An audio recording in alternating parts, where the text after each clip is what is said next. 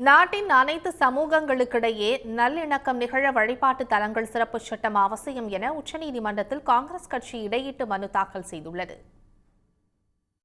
1991ஆம் ஆண்டு கொண்டுவரப்பட்ட வழிபாட்டு தலங்கள் சிறப்பு சட்டத்தின்படி இந்தியா சுதந்திரம் அடைந்த போது இருந்த மதஸ்தலங்களின் கட்டமைப்பு தன்மையை மாற்ற தடை விதிக்கப்பட்டுள்ளது. இதன் மூலம் ஒரு வழிபாட்டு தலத்தில் மற்றொரு வழிபாட்டு தலம் இருப்பதாக கூறி யாரும் உரிமை கோர முடியாது.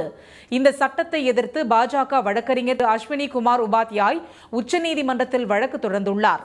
இந்த சட்டம் அரசியலமைப்பு சட்டப்படி செல்லுபடியானதா என்பது குறித்து மனுவில் அவர் கேள்வி எழுப்பியுள்ளார்.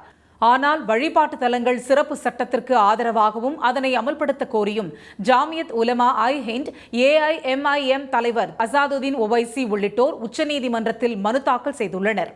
உத்தரப்பிரதேசத்தில் உள்ள ஞானவாபி மசூதி உள்ளிட்ட சில மசூதிகள் ஏற்கனவே இருந்த கோயில் மீது கட்டப்பட்டதாக கூறி தொடரப்பட்ட வழக்குகளில் அங்கு ஆய்வுகளை மேற்கொள்ள அலகாபாத் உயர்நீதிமன்றம் உத்தரவிட்டது. இந்நிலையில் வழிபாட்டு தலங்கள் சட்டத்தின் செல்லுபடித்தன்மை குறித்து தொடரப்பட்ட மனுக்களை விசாரித்த உச்சநீதிமன்ற தலைமை நீதிபதி சஞ்சீவ் கண்ணா தலைமையிலான 3 நீதிபதிகள் அமர்வு வழிபாட்டு தலங்கள் சிறப்பு சட்டம் தற்போது வரை செல்லுபடியாகும் என தெரிவித்தனர். இந்த வழக்கில் உச்சநீதிமன்றம் முடிவு காணும் வரை வேறு எந்த நீதிமன்றங்களும் வழிபாட்டு தலங்கள் தொடர்பாக எந்த உத்தரவுகளையும் பிறப்பிக்க கூடாது என்றும் நீதிபதிகள் உத்தரவிட்டனர்.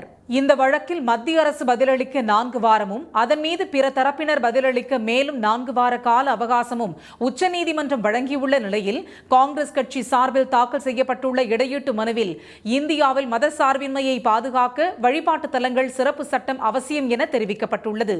அதில் மாற்றம் செய்யப்பட்டால் சமூக நல்லிணக்கத்திற்கு தீங்கு விளைவிப்பதுடன் நாட்டின் இறையாண்மைக்கும் ஒருமைப்பாட்டிற்கும் கேடு விளைவிக்கும் என்றும் அதில் கூறப்பட்டுள்ளது.